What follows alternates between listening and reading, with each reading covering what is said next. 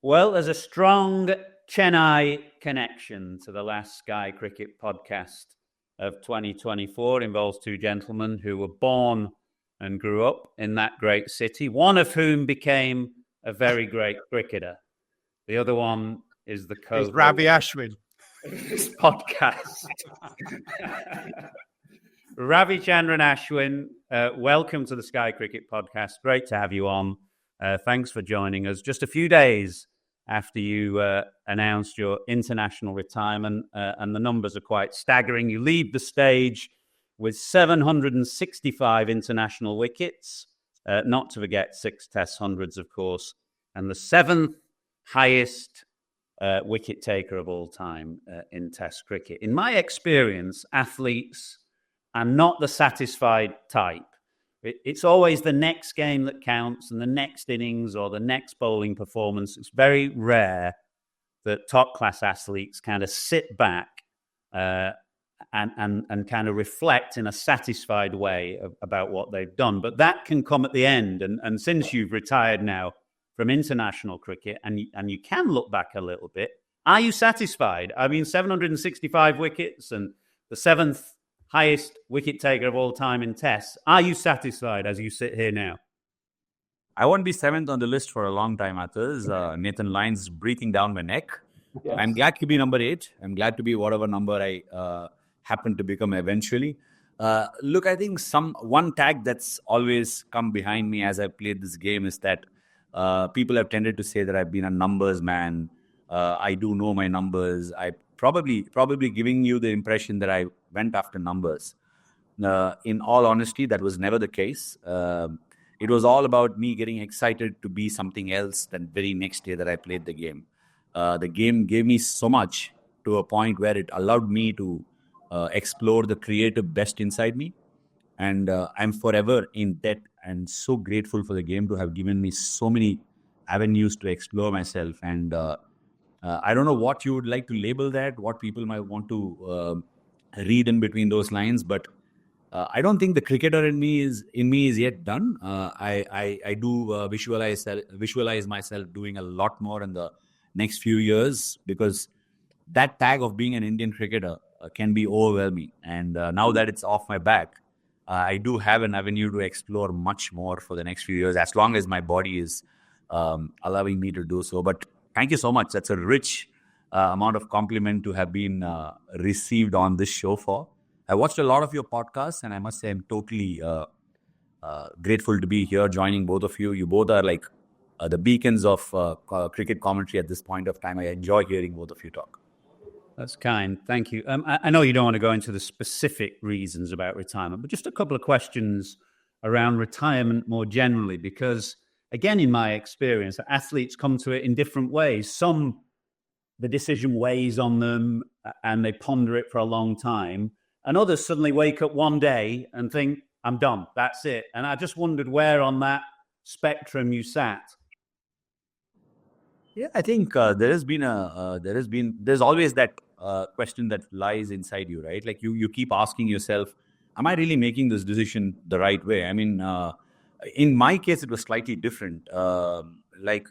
I do not know how exactly to position this, but I've never been one of those kinds to hold on to things. Never felt insecure in life, because I don't believe what I have today is probably going to be mine tomorrow. So that's probably been one of my elevating factors all these years.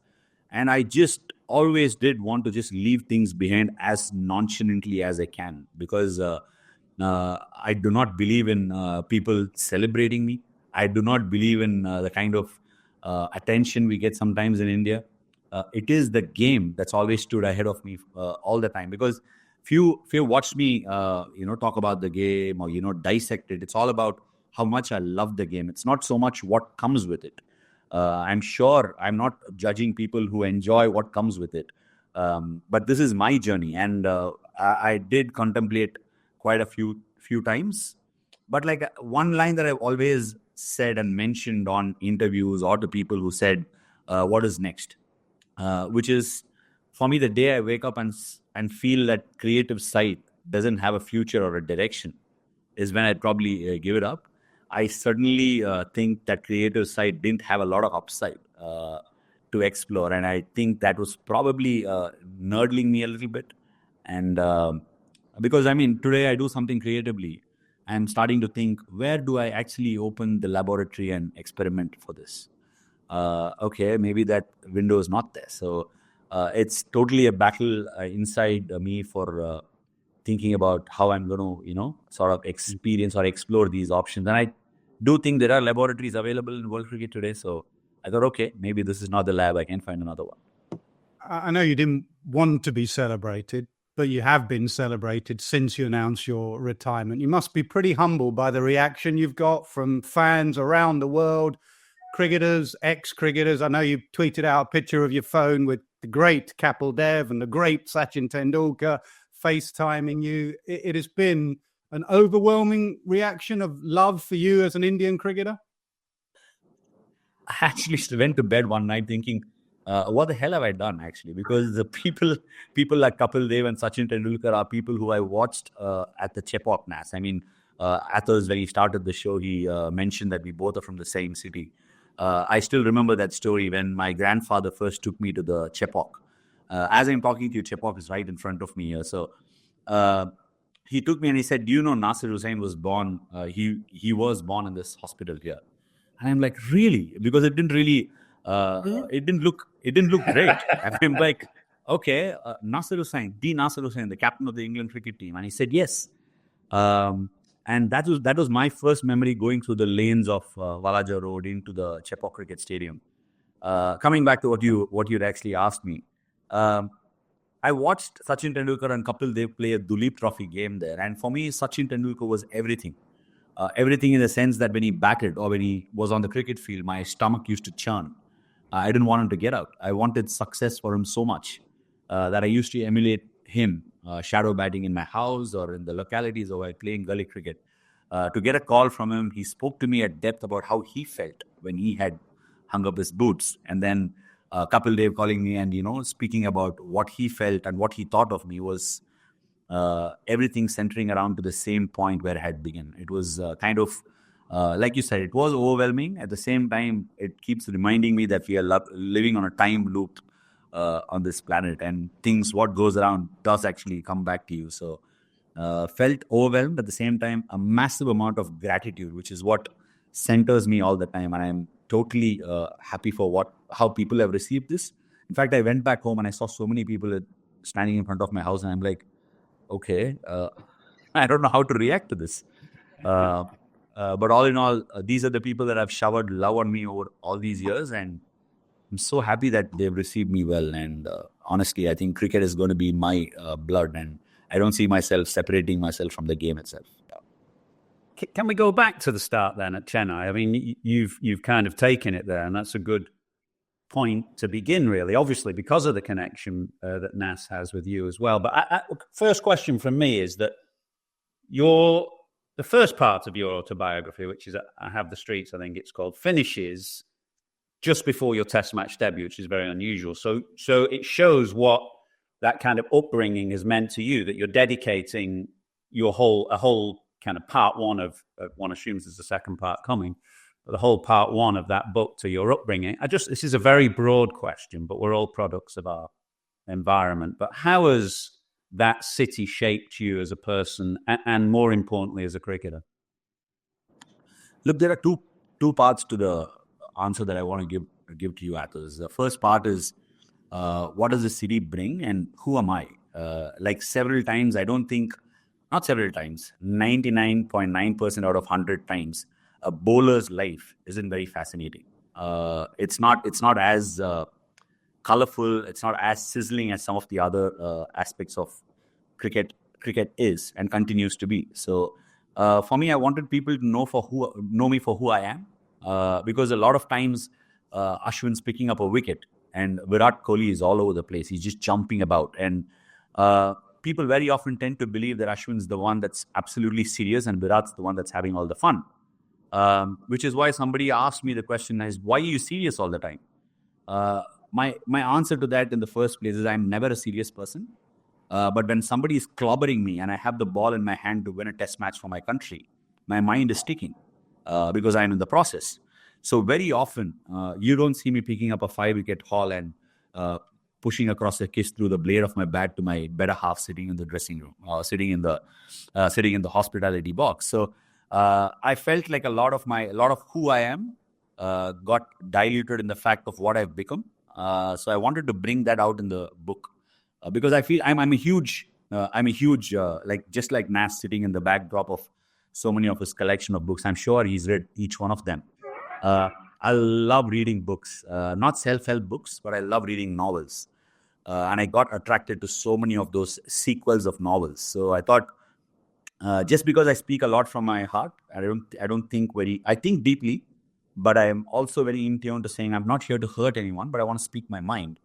I thought it is very important to establish the fact as to who I am to a reader, not because of me being Ravi Ashwin. It's because I just wanted to establish myself as an author or a writer or a protagonist in the first half of what I wanted to write, just to set up, if I can write a series of books which eventually become a novel and not about myself or an autobiography. Yeah. Nas, you were saying you hadn't realized that you grew up very close to where Ash lives now. Yeah, I was at my mum's yesterday. I said, I'm interviewing Ravi Ashwin tomorrow, and she was like, yeah, St. Bede's School. You were brought up Foreshore Estate just down the road. I mean, I was only 6 or 7 when I left Chennai or Madras at that time. So I didn't realize how close I was to you, obviously a few years apart as well. Can you believe now? I mean, you used to bowl those drifting, outswinging off spinners using the sea breeze and not spinning a single delivery, 537 test wickets. Is it right you started as a batter and the off spin just progressed from there? Tell us those early days. What were you as a cricketer? Just to establish that I have a house in Foreshore Estate now, and that's where I'm doing this interview from. Yeah. Okay. Even closer link. So I am on that 4 by lanes here, and I really enjoy it. Like I said, the Chepauk Stadium is right in front of me here. So coming back to what you asked for, Nas, St. Bede's is where I did my high school. A very, very important turning point of my life because I had a serious hip injury when I was 14. And I hadn't played cricket for a couple of years. And everybody in the know-how of the cricketing circles had forgotten who I was, because I was a prolific batter, batting at the top of the order. And I did make a lot of waves through the cricketing circle here. School cricket was massive. And then I was, by the time I finished my 10th standard, which is a very important landmark from where I come from, I was moving into high school. And I really did want to explore being a cricketer. I come from a very normal, you know what it is in Chennai or in India. It's very easy to have a rags to riches story. People speak about people who come from, there are a lot of stories which are very inspiring, especially of late. Cricketers who come from very tough backgrounds and then make it right all the way to the top. And then there are people, of course, who are, coming through the structure, who do have a little bit of privilege and they do come through. Most often than not, the forgotten people are the middle class of this country. And I come from one of those really low middle class families. And we are, in a way, the forgotten tribe. So for me, it was an important choice to make for my household, whether I had to go the educational route. I was the only kid in the house. Or try and explore a dream, a boy next door. I mean, if you can rank people of the same age group or the same locality that I came from, about 1 million of them, or maybe a couple of million, or maybe 10 million of them, there's only one that's made through the cut, and that's me, because most of them are either engineers, doctors, scientists, or bank managers. They take that route. And for being the only son of that middle class family, my dad had very lofty ambitions. He said, my son must give it all, because my father didn't have the money to get me a cricket bat. But now I can afford a cricket bat. Let me see if my son can make it through. And he said, no, we're going to try this once more because your hip injury cannot be a deterrent. Let's see how far you can go. And he went and spoke and got admission in St. Bede's, the top cricketing school in the city at that point of time. I went in, I had to establish myself as a batter again, started making a few runs. Which is when my mum, after all those years, she used to work at a company called Hindustan Lever, which is quite an MNC now. And she was the economic founding for us. I mean, she was the base. Because if my father had to drive me to the ground, she had to go to office. So she decided to make it to one of my cricketing games. It was a 50-over game. Unfortunately, I got out in the second over or third over, being the opening batter. She sat. She saw that she thought I'm going to bat again, which wasn't the case. And then eventually, at the end of the game, she came to me and said, I'm very disappointed. I said, yeah, I'm sorry I couldn't make runs today, just the way it is. She said, no, I was standing there thinking you will do something. You didn't take a catch. You didn't bowl a ball. Why don't you bowl? And I said, no, I do bowl a bit of off spin. I can't bowl seam up anymore. And then she suggested, Shane Warne is a leg spin bowler. It's very fascinating. Why don't you become a leg spinner? So the next day I went and tried leg spin in the nets. Not quite the same. Tried off spin again, started bowling. And the moment I started bowling, the coaches identified that I had something. They started using me with the new ball as a starter because there was a sea breeze. I'm sure you heard Dinesh Karthik speak about that. Massive sea breeze blowing across from right to left. And the fast bowlers never used to be able to control the swing. So I used to bowl quickish off breaks, getting them through to the 20th over. And that's how my career started. I suspect that's another link that you and Nas have, that your parents seem quite, I don't know how to put this, obsessive or, quite driven to try and help you along the way. I wondered whether that you'll be the same kind of parent to your children. Will that affect how you are as a parent?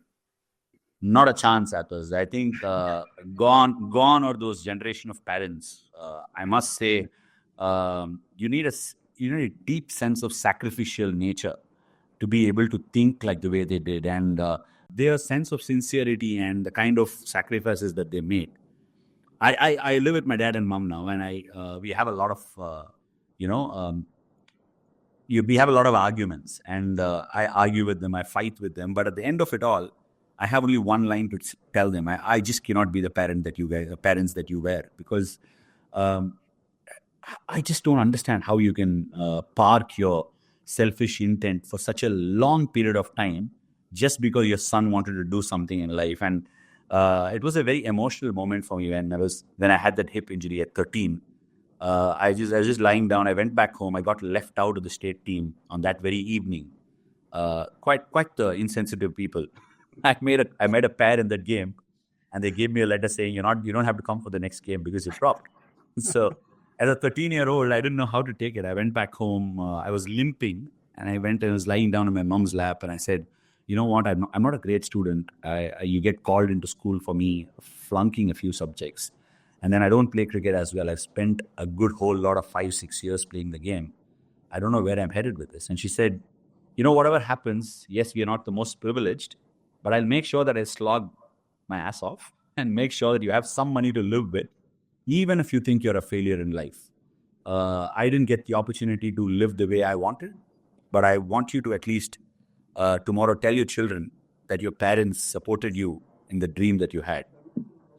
Very deep, very comforting for a child at that point of time. But I think back and I said, if I am a parent, would I have said that to my children? And the answer was, I don't know. If I had to be honest, the answer is no. But I mean, that's some other level of being a sacrificial, having that sacrificial nature towards what your son wanted to accomplish. I have deepest of gratitudes towards my parents, and in a way, whatever they do, whatever they say, I think that love for them comes from that point of time. I've seen what they've gone through to make me who I am today, and very, very humbled. Yes. I read an article the other day, and it described you as the accidental hero, and it was like a very complimentary article, as in you weren't born and at a young age full of talent, and hence you've had to work at everything you've done, and you've had to problem solve, and you've had to think through every solution. You've had to start as a batter and then work on your off spin. Does that fill you with pride that everything you've got in cricket you've had to seriously work for? I just gave it all, Nas. I just gave it all, despite knowing it's not the popular method, despite knowing that's not going to be the accepted method, because my journey is just completely mine. And I've seen a lot of cricketers over the years with exceptional skill and talent, but the ability to be able to articulate that or to be able to teach another person about it is something that's very unique, and that comes across to people only if they've explored it themselves. And for me, for the kind of love that I have for this game, the amount of exploration I have had to do for being very successful has left me today with the knowledge, the wide variety of knowledge, to be able to say with confidence that this is a game I loved, this is a game I explored, and this is a game I can absolutely talk about for the rest of my life. And it's, in a way, like I said, I've got no regrets for it because I've had to do it the hard way.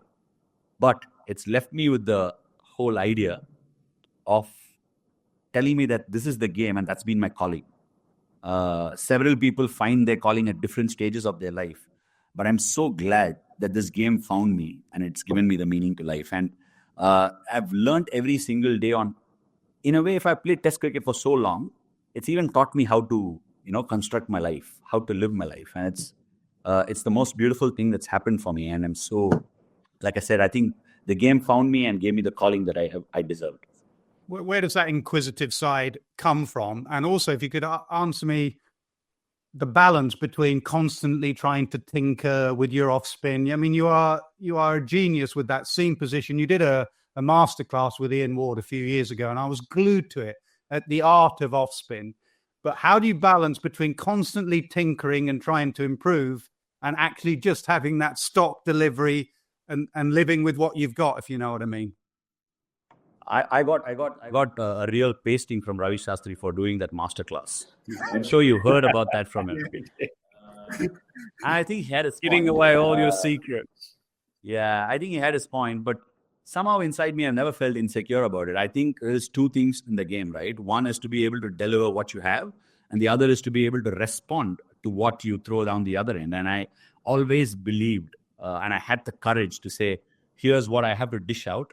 Let's see if you've got it in you to come at me. And very few times I've found that the batters have not had the courage to come at me for that. And I think it also plays a very deep mental game. Probably it's a battle I have in my own head. But all that aside, I've never been shy of sharing what I've got, because for me, every time I shared, I found a question inside me. So when I shared and I got a question, I had this unique capability to be able to take that question on board and find answers for it. So all this stems from a fact that I had to go a long way back in my life when I was about 14, 15. And I started bowling off spin. Again, going back to that reference that Dinesh Karthik had given. I used to have 3 people for the cut on the offside. Point, backward point, and short term. And I used to bowl outside off stump. Used to get the ball to swing. And one fine day, I think I was playing an under-19 game. I just got 3 wickets and won the game for my state, Tamil Nadu. And the coach at the end of the game came to me and he said, you know what, you've not spun a ball. Do you think this is going to hold you in good stead for the rest of your life? Do you think you're an off-spinner? I just think you're a batter who can bowl. So for the next 2 hours, I just kept grilling him for answers. I felt bad about this fact that he said I don't look like an off-spinner. But most definitely and most importantly, I wanted to find out from him as to what a good off-spinner looked like in his head. And I kept asking him questions again and again and again. At the end of the 2 hours, he said, you know what? I think you ask way too many questions. And these number of questions are like, it's challenging me. If you think you know better, I suggest you walk out of the room. And I was like, it hit me that I had challenged him. But inside my head, it was not the intention to challenge him. But I never shied away since, Nas. I mean, because at the end of that conversation, I did not bowl with 3 points ever again. I knew what sort of fields I needed to keep. I needed to know what changes of pace meant. I understood what alignments were. I understood what straight lines are. Everything. I mean, how to hit a target, how to keep the stumps in play. I didn't know DRS was ever going to be a thing later on in life. But I understood what it meant to keep 3 stumps in play. And I'm forever grateful to that coach. He is, I mean, I haven't met him since, but I never shied away from challenging the several other coaches I've met on the way. I mean, you came to off spin at quite an interesting time. If your international debut was around, 2011, we're still at the stage where the Doosra is a big thing for off spin. It was, 3 years after that Syed Ajmal then got banned and the kind of Doosra slipped from prominence almost. But at the point you're coming in, it was that I remember the conversations at that point. People are saying, well, if you don't have a Doosra, you can't be successful as an international off spinner. So I just wondered whether you could talk us through coming into off spin at that point. It's also just after the advent of the IPL, and in a way, T20 is starting to give a leg up to wrist spin above all. You know, the short form of the game is encouraging wrist spin. I suppose on the other side of the ledger is the one that you mentioned, DRS, which came in and was a big boon to the finger spinner in the end. Yeah, look, I think for me, I want to really say one thing which I've always told any other spinner or a youngster or a bowler or anybody that I've met in my life over the last few years, is that off-spin bowling is one thing, but wicket taking is a completely different skill.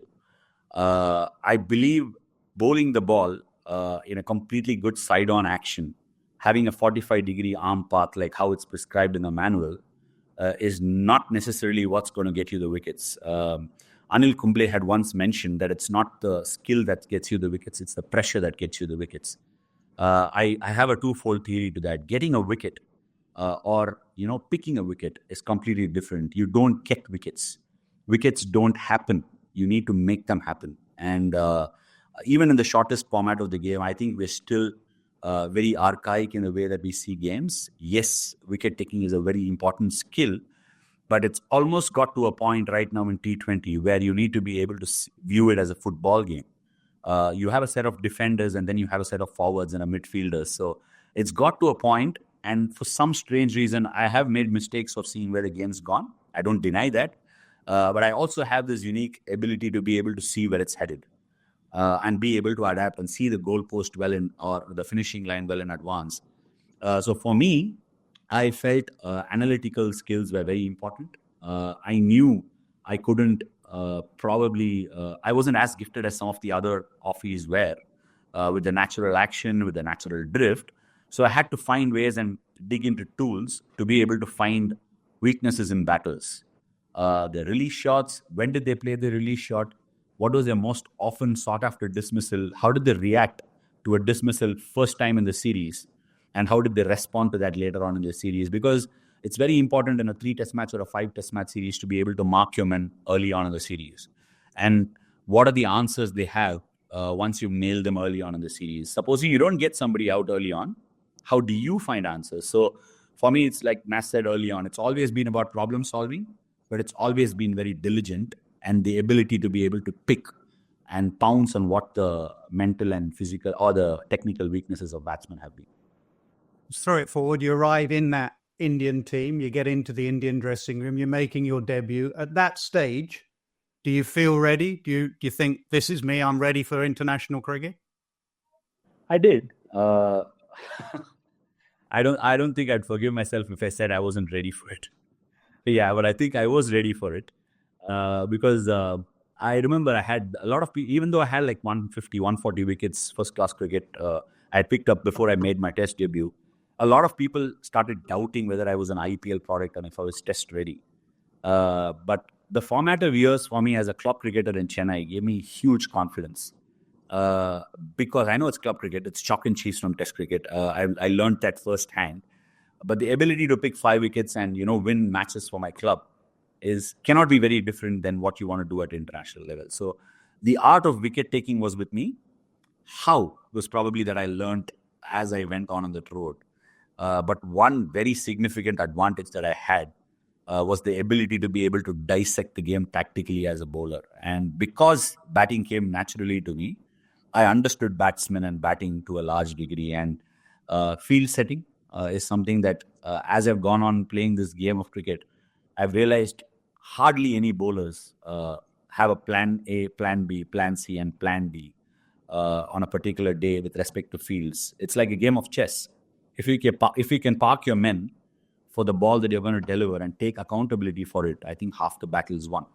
And if you're prepared for the batter, I think the rest of the battle is also won. So I think the game is still stuck very technically, but there's so many more tactical elements that separates you from the rest of the crowd. So for me, like dissecting the game down tactically is the most important thing as far as I'm concerned. Who played you well? Who played you best of all? And the reason I asked that, one of your early series, obviously you didn't lose many games at home, but one of your early series was against England, that 2000 and what was it, 12-13 series, I think, when Cook and Peterson in particular played very well. Was it a case there that you were just, on your journey, the start of your journey, and you're young and inexperienced, or were England at that point particularly good players of spin? I'm thinking Cook and Peterson in particular. Look, I have one regret in life, and I know KP is a very proud man, and I've seen him speak a lot about how he took us down in Mumbai. Very early in my career, in the formative years, I'll talk about the technical side of what went wrong and how it put me on the path of excellence ever since. But that's one chance I've really missed. I wanted to take on KP every single time post that. Because KP is a wonderful batter. Not that I'm putting a disclaimer, but anybody that didn't have a sound defense was someone I really fancied. Because I'm very good at picking up players who step out. I'm very good at picking up players who sweep. I pick it up at the top of the mark, even before I come to the... that comes from the amount of footage in cricket I watch. With KP and that particular series with Cook, Alistair Cook, one of the finest batters I've bowled to. My alignments were so bad in that series. My left leg was going across so far out. Yeah, it was jumping out so far out that I wasn't able to get my length right at all. Once I finished the Ahmedabad test and we lost the test match in Mumbai, I kept going on a very vicious journey of trying to rectify what was going down the other end. What we forget as bowlers very often is if you control your 7 steps and the bowling crease, the rest of it is very incidental. So for the rest of my career, ever since 2012, it was all about finding different solutions. If I didn't get length on a particular day, if I felt like I was overpitching or very, very few times I've underpitched. My issue as a tall bowler has been about pitching the ball a little bit fuller on occasions. I can safely say at least have 15 hacks about how I can get myself back on a particular day. Every single day something has worked, but the volume that I've repeated over the years and the craze I have for bowling and the plans that I have for a game, I go into the net with a purpose, has taught me so many things and it's given me so many hacks to deal with. Personally, I'm very grateful for the series that went that way. Because if that hadn't happened, I might have not set myself on the path to excel as a bowler. Because to excel as a bowler, it's very internal rather than making it external. And in Indian cricket, has a huge debt to pay to English cricket, doesn't it? Didn't you vow that would never happen again after 2012? It turned it all around for Indian cricket at home. It would never happen again, you said. It's happened again, and it was a huge blow to me against the Kiwis. Look, I think there was a lot of trauma at the end of the series because we were losing some players. There was some transition. Mind you, I had batted really well in that series. I think I made close to about 400. I can't remember the exact number. Made a lot of runs. I came back home and, I was trying to sort out what was going wrong because Australia were touring us later probably a few months out from there. And I just watched so much footage on what went wrong. Why was Alistair Cook able to cut me so much? He cut me. Then people spoke about how he swept well. These are very relational deliveries, right? Like if you get cut, you're trying to compensate on the fuller side. And Cook was waiting to sweep me because he's bloody good at it. And as a batter, I could understand what was going on. But as a bowler, I was looking for solutions for it. And the first solution I discovered for that was, can I bring my stride back? I don't know if people can visualize this when I say this. I didn't want to make technical adjustments in terms of loading points, in terms of my wrist work, in terms of my hands.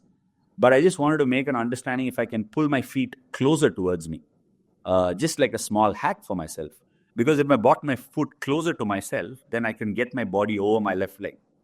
If I did that, then I would have more balance in the crease and more venom into the ball.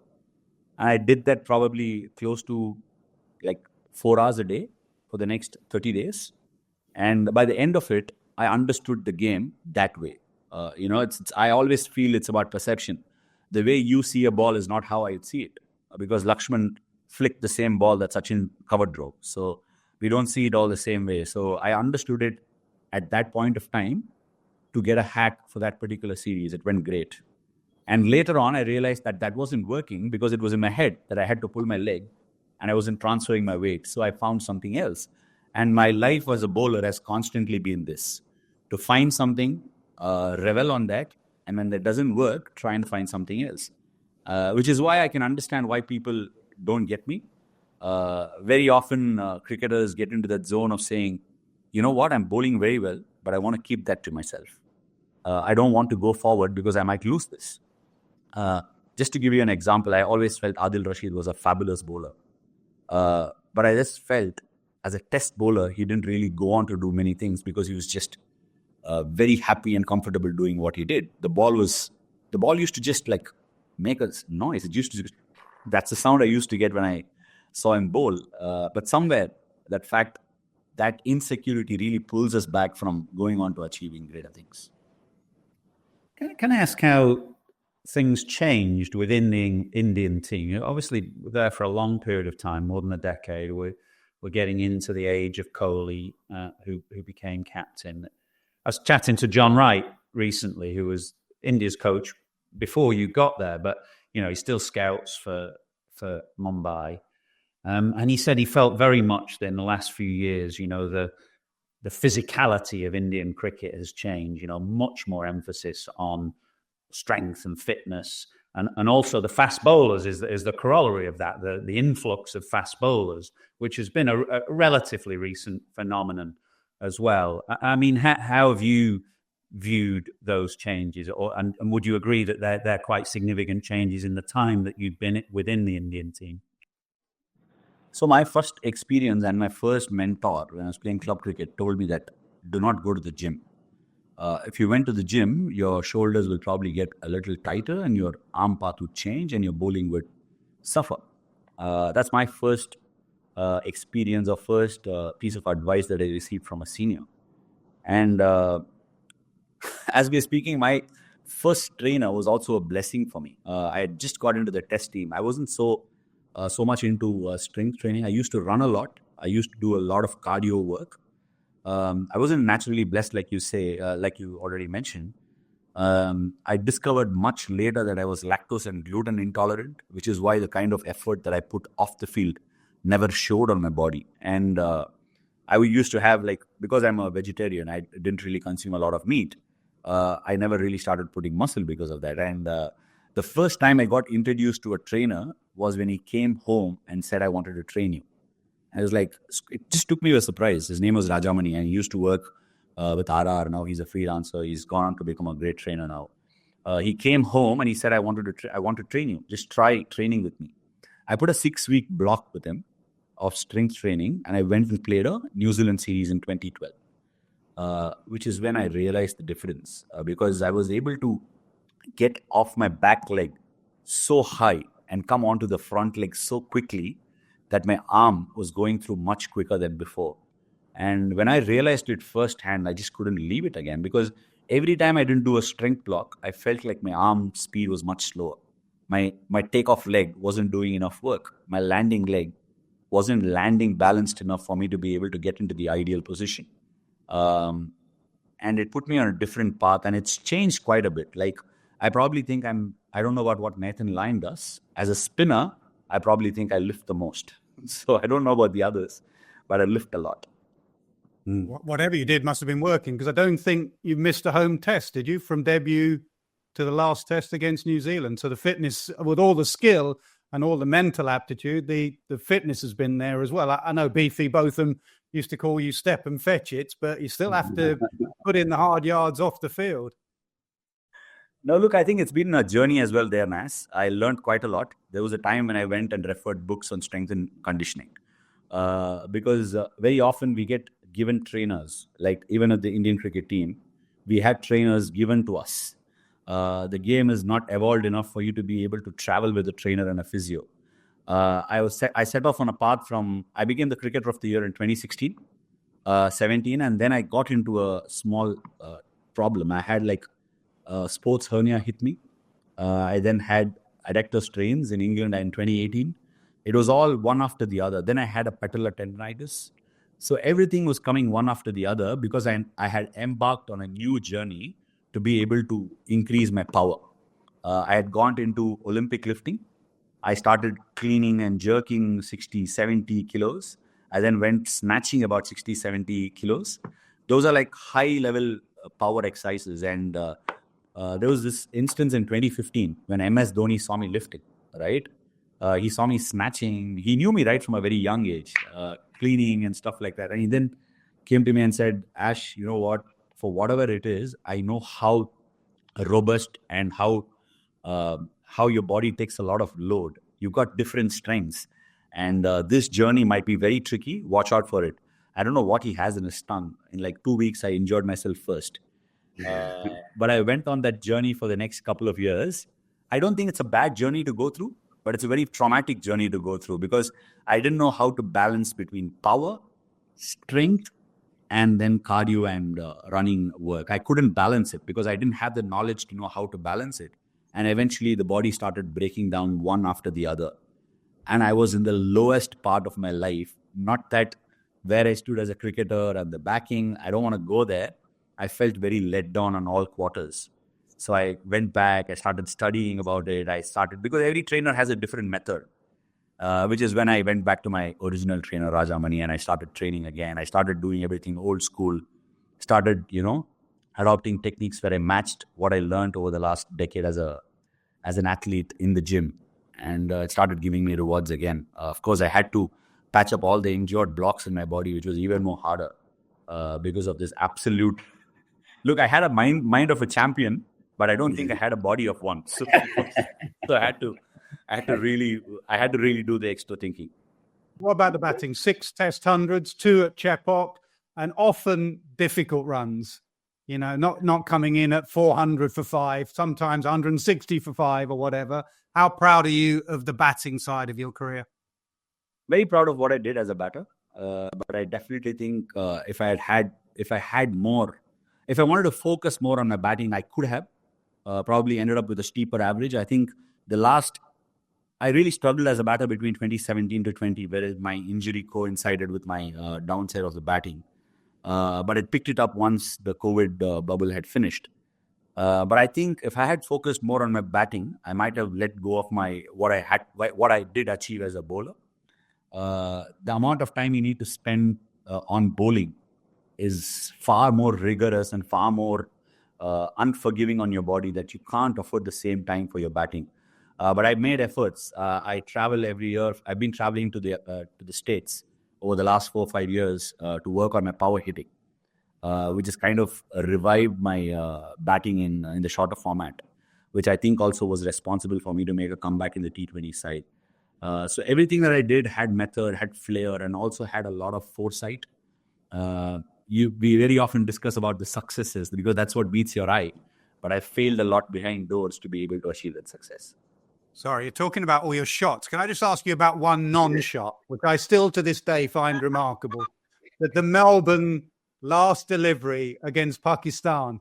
If there's 2 to win for me against Pakistan with Virat Kohli at the other end, I am swinging like a rusty gate.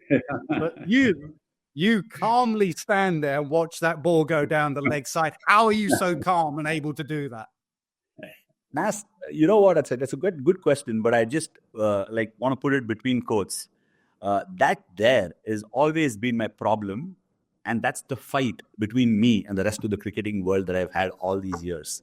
It's like a sparring game that the cricketing world doesn't seem to accept, that there is this gully cricketer who's come and he's rubbed shoulders with us and remained organically a gully cricketer all through his life. It is quite a hard bit to accept and swallow because I don't think gully cricket is so much of a thing in the Western world, let's say England, Australia, New Zealand. I don't think it's a big deal. But for me, it's a huge part of my life. Very late, probably mid into my career, I was still playing gully cricket with my friends. And it brought about a happiness that I don't think I've encountered anywhere else in the world. And leaving a ball on the leg side is a crucial factor for us to get a free hit because all our games, they're offside runs, right? So it is perennially about bowling underarm into your legs so that you can't score runs. So the moment you bowled a ball, it's very natural for me to just flick open my hips and leave that ball. And I didn't think about it. Most people, like they would say, I spent midnight oil on that to be able to leave that ball, which is not the case. I hadn't realized what I had done. I came back into the dressing room and I haven't seen Rahul Dravid exult like that. I mean, the second time I saw him exult was after the World Cup we won recently. And until then, I hadn't seen him exult. And he came to me and said, "That's why we had you in the squad. That's the way you deal with pressure." I'm like, okay, I didn't quite realize the magnitude of what it meant to people. But honestly, that moment, I just saw the ball, just let it go, and then it hit Rizwan and came back. And I think Virat was almost celebrating, and he just used his hand to say, "Who the hell leaves a ball like that?" I'm like, yeah, it just happened. Could I ask about pitches, which is one of those topics that sends supporters, various countries into unbelievable ructions. But it seemed to me down the years that the pitches in India have become more spin friendly, I would say, over the couple of decades that I've watched. But I wanted to know, as a young spinner, because in England, if a county like Somerset prepare spinning pitches, they're often very quickly docked point, whereas seaming pitches don't quite get that attention. For a young spinner, is it more important to learn your craft on spinning pitches, on how to bowl on spinning pitches, or on flatter pitches? Or do you just need to learn how to bowl on both? Simple as that. I'll first address the first part of your question before I get into the second one. I think the pitches, in many ways, you do get pitches that are very difficult to play on occasions, but largely people play in memory. And like if there is a turner that you played on the first game of a test series, people end up playing that test pitch for the rest of the series. And I find that amazing how they end up doing that. And the second nature to that is the evolution of DRS. People get hit on the front foot and get given out, which has made things extremely complex for the batters because you're getting hit on the outside edge. If you don't have a good defense, it's carrying to slip. And now if you're searching for the ball, you're in trouble for the one that comes through straight. In many ways, I think I'm very lucky to have a partner like Jadeja. I was very lucky to have a partner like him. I can't say I am. I was.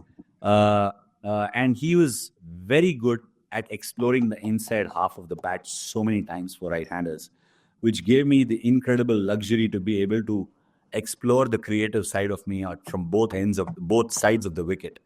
But having said all that, I think I definitely do believe this because of footage watching, placing fielders in positions that fetch you a lot of runs with your release shots, more proactive captaincy and field settings, DRS, everything included, has in general made pitches look more difficult than they have in the past.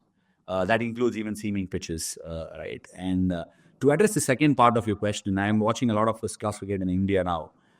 There has been a huge shift in the kind of pitches that get seam movement in India because that's promoted fast bowling as well. Spinners develop with volume. And if you don't get volume, it's going to be incredibly hard. And if you are another spinner who doesn't get volume and cannot dissect batsmen and do not have the knack of getting wickets, it gets even more harder. Then you end up going on this whole time loop of bowling the ball perfectly and landing it on a spot rather than bowling to get a wicket. I don't know if I've elaborated this really well, but I think it's a combination of everything coming together. Thankfully, I applied my trade in Chennai where there is a lot of opportunity to build on volume. Can I ask you about captaincy? You mentioned their captaincy of spin, and one captain in particular, MS Dhoni. I speak to various people, Duncan Fletcher, Dinesh Karthik, and I often ask them the question, what makes MS the captain that he is? And they have to think a little while. There's no straightaway answer. What makes MS Dhoni the leader and the captain that he is? Nas, it's actually a very simple question to answer, Nas. In my head, I think he does most of the basic things right. And most of the other captains miss the very basic elementary things, and it makes the game look much more difficult for them. He would never, for example, if he gave the bowler the ball, the first thing that he would say is take your field and bowl to the field. Like, for example, he hated the fact that when a batsman came into bat first and you gave a loose delivery, he wouldn't take me off bowling if I gave 2-3 boundaries in an over, if they were all well earned. But if I gave a new batter a ball to cut or a ball to drive right up when he came into bat, he'll be livid. He'll make me feel my place and he will take me off from bowling. And that's a very basic essence of cricket. And over the years, what I've realized is people have forgotten the basics, which is why when I saw you talk about batsmen in England getting very weird with their stances and techniques a few years ago, I was like, yeah, I heard it. I heard you. I hear what you're saying. There are certain non-negotiables in the game of cricket, right? Like however long or however far you go in this game, how much ever the game takes you in terms of changes and evolution, there are certain basic facets of the game that don't change. And MS Dhoni keeps it really simple on those accounts. Like I gave an example in last year's IPL. He's got Tushar Deshpande and he got the best out of him and people spoke about it a lot. I know what exactly MS Dhoni would have told him. He would have told him, get hit on the longer side of the boundary, give me 2 runs lesser than what you gave in the last game. That does 2 things to the bowler. It relieves the pressure and it makes him think how better I can get at a very small set of goals. It's a very small set. If I come and tell you bowl an out swing, you try to jag the ball back into the right-hander, that's a large skill set. But if I tell you bowl to one side of the pitch, give 2 runs lesser, I'm looking for options now. It's a quick fix. And that's what sets him apart. It's not so complex. He does basic things very, very, very well day in and day out compared to the others. You've obviously got a great cricket brain yourself. Is that something you would have liked to have done more, captaincy, or is it just not for you? Too fiery? It's interesting, Nas. It's interesting because people often confuse themselves about, look, I think I'm smart enough to know what works for me and what doesn't for another person. Sometimes, all through my career, when I started my career, I got captaincy given in first class cricket very early. I've won few tournaments for the team. I believed I had it in me, but I do not have any regrets that I didn't go on to lead for my country. Because these are not things that I can control. I've realized somebody needs to feel that I'm good enough to lead a side. And then I need to get another 15, 20 people to come along with me for me to be able to lead the team with a lot of grace, elan, and success. It wasn't meant to me in this particular chapter of my life. Don't think this particular corporate or the office felt I was good enough for leadership. And that doesn't mean I'm not good enough for leadership. And leadership is also not one that you consider as a captain. You don't need a title to do that. Because within me, I have been a great leader in that group to be able to contribute to other people's success. I looked out for zones of contribution and I did it to the best of my abilities. I do not have regrets, but I do think it would have been something that I would have enjoyed. We've had you for nearly an hour now. It's been absolutely fascinating. Just a final question from me, really. As you take a moment to reflect back on 13 years as an international cricketer, all those great victories, moments of success, dramatic moments. If you could pick one to just kind of package away and carry around with you forevermore, which is there a standout moment there that you reflect back on, maybe a happiest time or a moment that you really thought, yeah, this is it?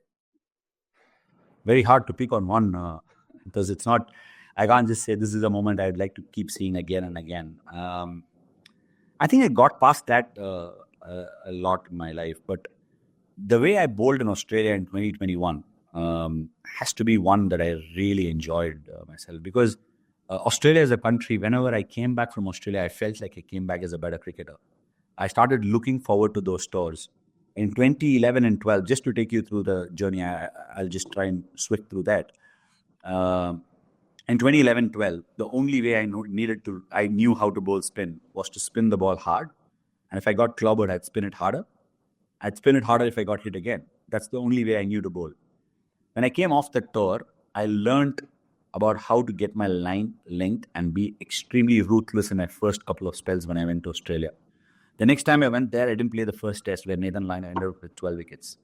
I felt very disheartened, but I didn't go away from my game plan. I knew how to have a game plan and be ruthless at it. And the next time I went back in 2017-18, I went back as a much more rounded bowler who knew how to control flight, drift. I used to get the ball to drift in and out, and also had a lot of subtle variations with good game plans. When I went there in 2021-22 or 2020-21, I can't remember when it was, I knew how to bowl batsmen out irrespective of conditions. I actually played with every single batsman's technique, and my game plan was to the T. And as a bowler, if you have a game plan, you can get the batsman to dance to your tunes and also bowl the ball on the spot at will. I don't think you can ever ask for a better time in your life. I absolutely loved that tour as a bowler, and my batting also came through later on in that tour. So that is one tour that I will keep very dearly with me.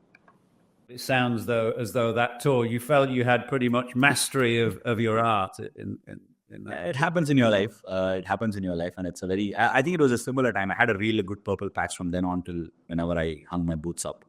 I felt like I had things under control, could go back to several plans. And yeah, it's a dream time for a spinner. Being a spinner is a journey in itself, Athers. It's an unbelievably good journey. It's an artistic journey. It's like an intellectual journey. Well, one final question from me. That journey you talk about has come to an end.